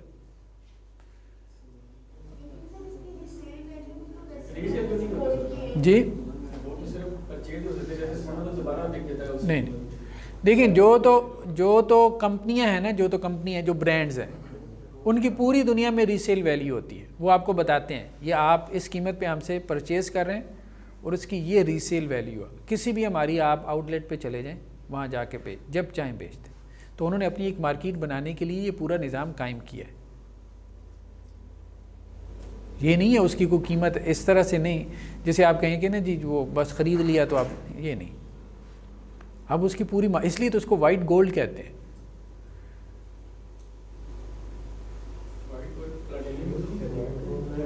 مطلب اور بھی دھاتیں ہیں نا، جتنی بھی قیمتی دھاتیں ہم ان کی بات کر رہے ہیں نا، یاقوت ہے، اور چیزیں ہیں، مرجان ہے، ٹھیک ہے، یہ جتنے قیمتی پتھر ہیں اگر یہ نصاب کو پہنچ جائیں، یعنی 7.5 تولے سونے کے نصاب کو پہنچ جائیں، ان کی قیمت، یعنی کسی کے پاس 10 لاکھ کی قیمتی پتھر ہیں یا ہیرے ہیں، اس کو زکوٰۃ دینی چاہیے. ہم یہ بات کر رہے ہیں. اگر چھوٹی سی ہیرے کی انگوٹھی ہے 1-2 لاکھ کی، تو پھر تو وہ سونے کے نصاب کو نہیں نہ پہنچ رہی، اس پہ زکوٰۃ نہیں. لیکن 10 لاکھ ایک ویلیویبل اماؤنٹ ہے. اب جیسے دیکھیں نا، ایک خاتون کا سوال آیا تھا انڈیا سے، وہ مختلف انہوں نے ریسرچ سینٹر کو بھیجا تھا. میں یہاں قرآن اکیڈمی میں تھا تو اس وقت یہاں پہ بھی آیا تھا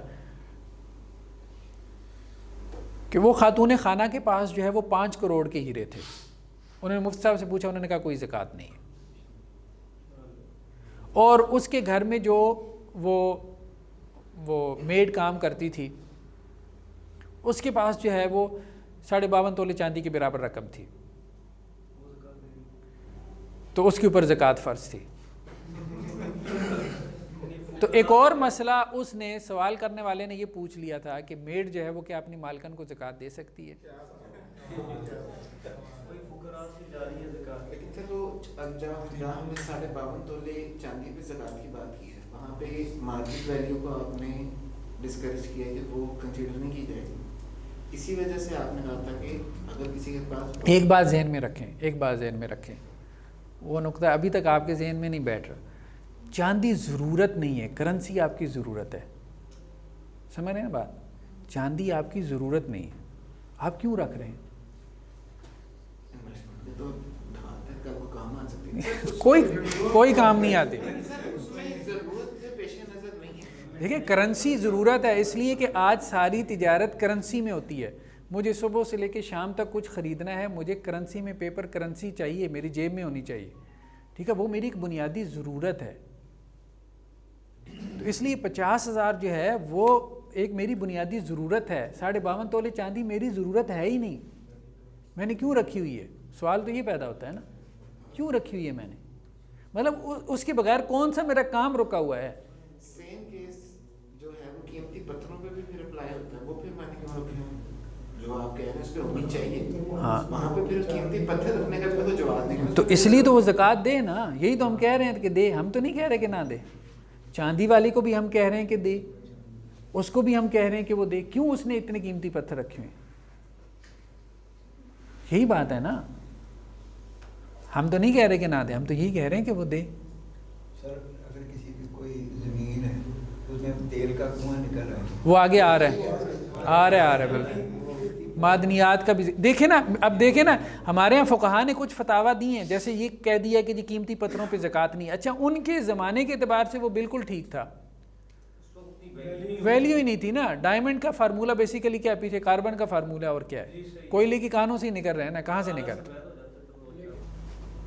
نہیں, بات یہ ہے کہ ہم اس زمانے کی بات کر رہے ہیں نا, کہ زمانے کے اعتبار سے ابھی وہ کرنسی کے طور پہ اس طرح سے اس کی ریسیل ویلیو نہیں تھی نا.